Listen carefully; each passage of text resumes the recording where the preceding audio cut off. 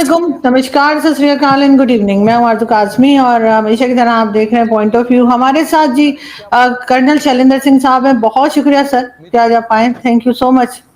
जय हिंद, नमस्कार, बहुत बहुत धन्यवाद।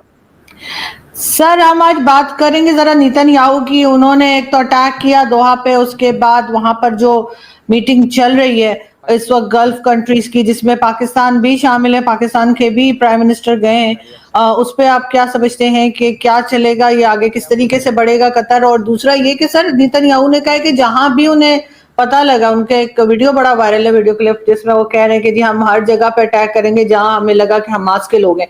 क्या इस तरह से अटैक करना सही है? क्योंकि उस अपने क्लिप में जो बात वो कर रहे हैं मीडिया से या जहां भी जिनसे बात कर रहे हैं, उसमें उन्होंने ये भी कहा है कि वो 9/11 का जिक्र उन्होंने किया कि जिस तरह से उसामा बिन लादेन को अमेरिका ने पाकिस्तान में हिट किया था, वही तरीके से वो जो है हमास के लोगों को हिट करेंगे।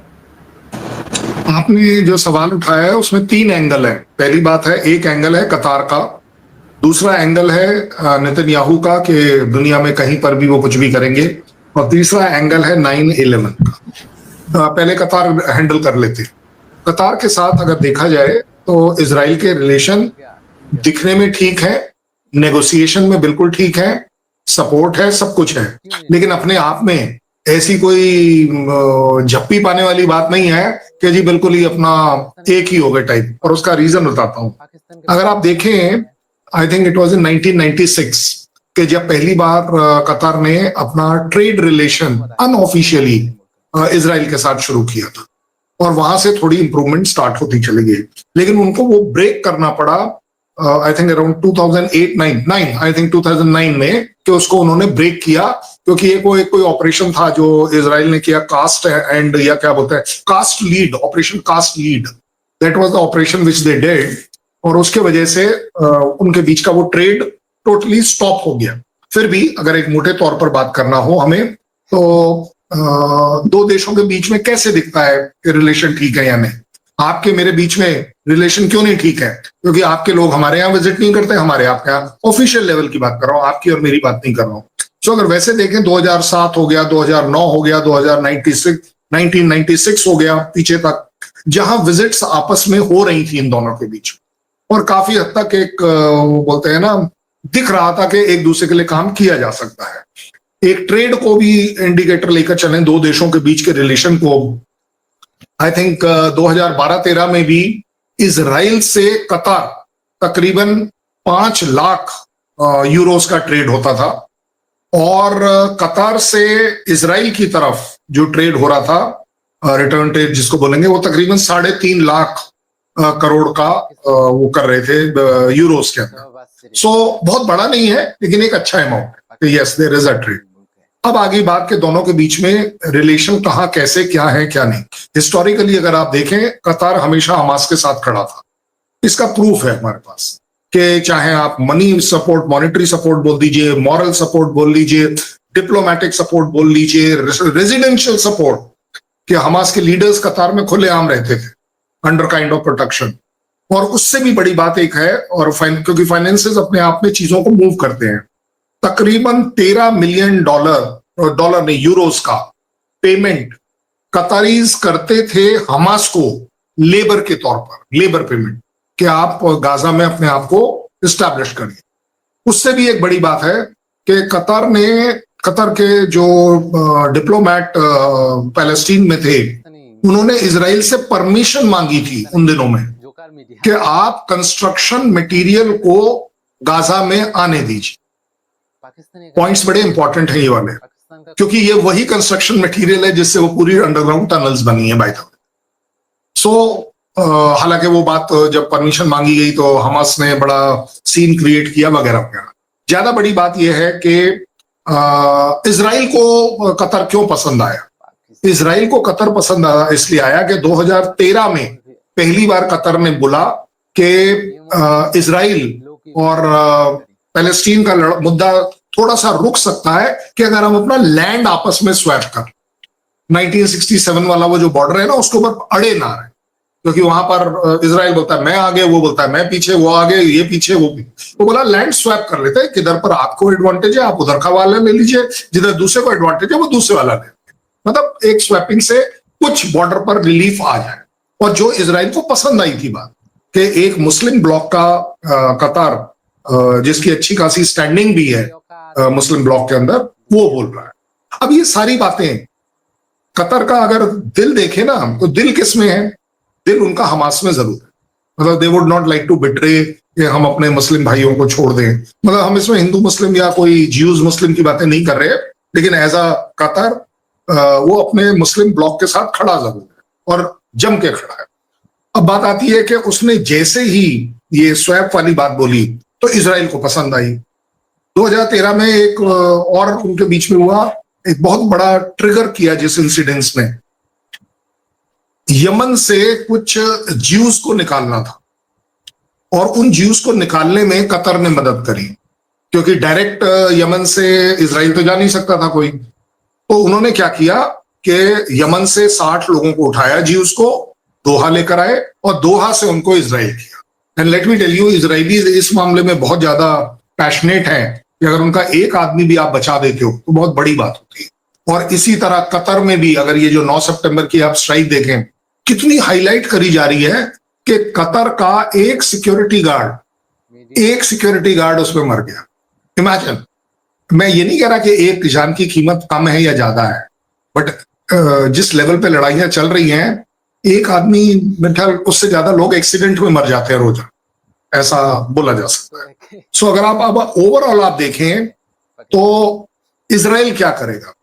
इजराइल की ये फितरत में है, गलत है सही है अच्छा है बुरा, ये बातें नहीं कर सकते, हर एक कंट्री का अपना अपना हक है।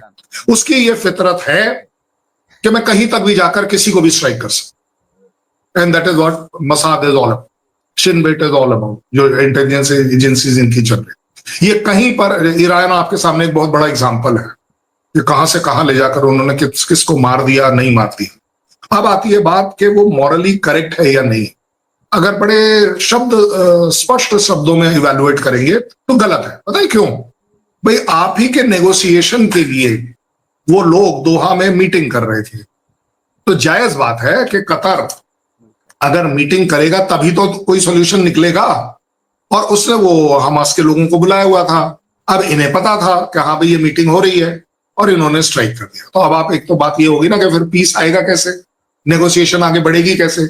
जो भी नेगोशिएशन को आएगा आप उसको मार देंगे, ऐसा आपका कहना है कि तो कहीं पर भी मार सकते हैं। सो ये जो 9/11 वाली बात लास्ट आपने कही, 9/11 का पता है फायदा नेतन्याहू क्यों उठा रहे हैं? वो ये उठा रहे हैं कि वो उनको मालूम है अगर कोई चीज ये रोकेगा तो वो यूएस से रोकेगा। अगर इजराइल किसी के कहने से रुकेगा तो सिर्फ यूएस के कहने से रुकेगा। तो वो एक ट्रम्प कार्ड चलाता है कि जैसे यूएस तुम्हारे लिए 9/11 था और आपने दुनिया के किसी भी कोने में जाकर उस ओसामा बिन लादेन को मारा है, चाहे वो किसी भी कंट्री में था तो दूसरी कंट्री में ये तो मानना ही पड़ेगा।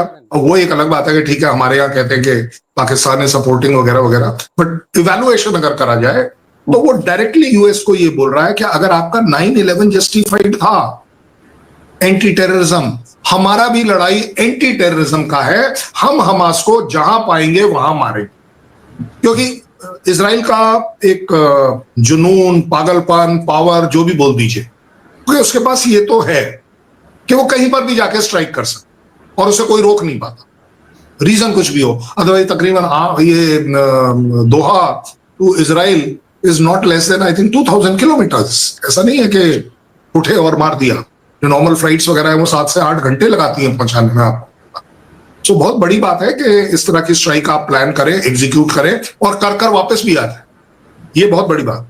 ईरान में अगर स्ट्राइक करा, चलो आपके बिल्कुल पड़ोस में, कोई बहुत बड़ी बात नहीं है, लेकिन यहाँ तो इतना बड़ा डिस्टेंस भी इन्वॉल्व है। सो ओवरऑल अगर आप देखें तो ये तीनों एंगल्स के ऊपर अगर मैं as a country man, Bharat का देशवासी, न्यूट्रल अंपायर की तरफ बोलूं तो मेरा बायस इजराइल की तरफ इसलिए होगा क्योंकि हम एंटी टेररिज्म पर काम करते हैं। Any act of anti terrorism हम उसे सपोर्ट करते हैं।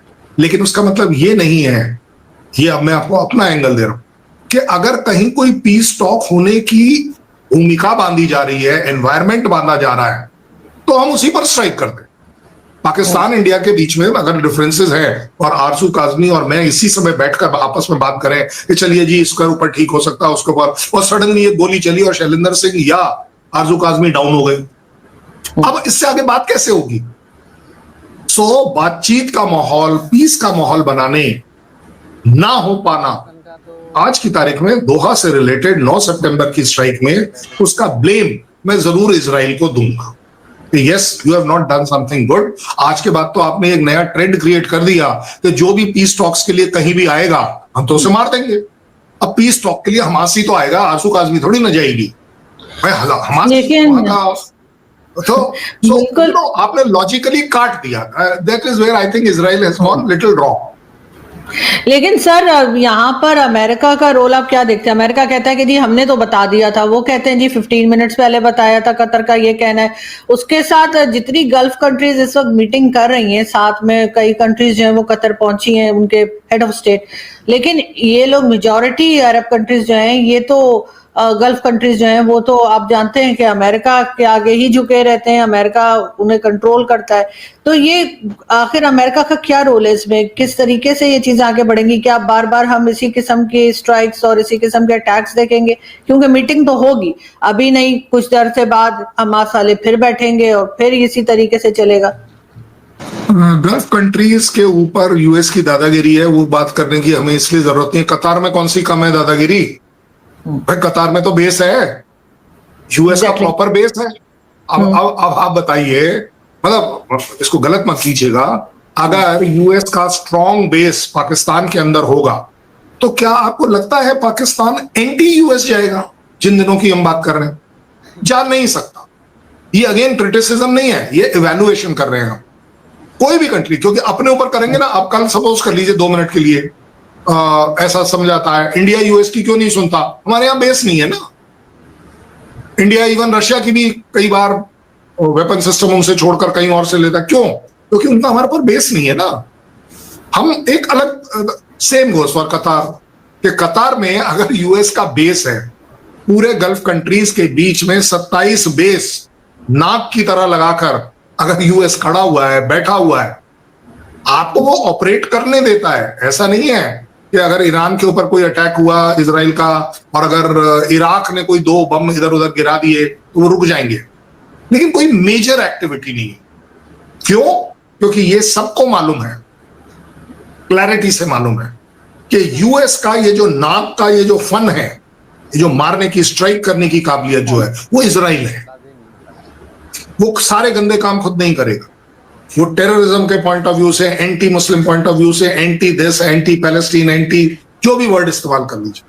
हालांकि मैं पर्सनली थोड़ा बहुत इस ब्लेम का शेयर गल्फ कंट्रीज को देता हूं। भाई आप एक बात बताइए, 7 अक्टूबर वाली वारदात क्यों होनी चाहिए थी? अब आगे बात इसी तरह, जैसे अगर आज गल्फ कंट्रीज बोल रहे हैं कि चलिए जी आपने 15 मिनट पहले कतार को बताया कि जी स्ट्राइक होने वाली है, मैं आपको वैसे बताऊं, आप और मैं रिहर्सल करके देख लेते हैं, हम बात करेंगे, बीच में एक फोन करवा देता हूं आपको आपके नंबर पर, और जैसे ही बोला जाएगा ना कि 15 मिनट में स्ट्राइक होने वाली है, आरजू काजमी एकदम से चिल्लाकर बोलेगी सर भागो, तो आपको क्या लग रहा है मैं ऐसे बैठा रहूंगा कि सर स्ट्राइक होने वाली भागो? नहीं, देखो रियलिटी की बात चल रही है अभी। क्योंकि ये देखिए, यूएस इतना अपने को इजराइल के साथ खड़ा दिखाएगा कि यार हम 8 घंटे पहले थोड़ी ना बता देंगे, फिर तो कुछ होगा ही नहीं। ये 15 मिनट का मतलब होता है सांप भी, वो क्या, लाठी भी नहीं टूटी और सांप भी मर गया और ये और वो जो भी, ये वो वाली कहावत कि आपने अपना मॉरल ऐसे भी कर लिया कि देखो भाई बताया था आरजू जी, वही सर, सांप भी मर जाए और लाठी भी ना टूटे। हाँ, तो वही वाली बात है ना कि आरजू जी देखो मैंने बताया तो था फोन करके। हाँ। अब आप शॉक में रह गई। अदरवाइज आप एक बात बताओ, 15 मिनट में आप अपने घर से नहीं निकल पाएंगी? सच बताना, निकल पाते हैं, क्या बड़ी बात है? अगर हम करने पर आ जाएं तो कोई बड़ी बात नहीं है। लेकिन वो एम यही था कि स्ट्राइक भी हो जाए, ऐसा कोई खास रिएक्शन, और अगर कोई क्रिटिकल आदमी उसमें, अगर सपोज कर लो उस नेगोशिएशन में प्रेसिडेंट साहब बैठे होते, उनके निकलने के लायक गुंजाइश होती है। ये वो वाली बात है। सो आप एटलीस्ट, मैं आपको, आप लोगों का तो हमसे ज्यादा एक्सपीरियंस है कि यूएस कितना भरोसेमंद दोस्त है या कितना मतलबी दोस्त है, या कितना यूनिलेटरल यूनिपोलर अपने आप को बताने वाला देश है, ये क्लैरिटी है मेरे पास और मैं बड़ी जिम्मेदारी लेकर एनालिसिस के साथ बोल सकता हूं। यूएस किसी का अपना नहीं,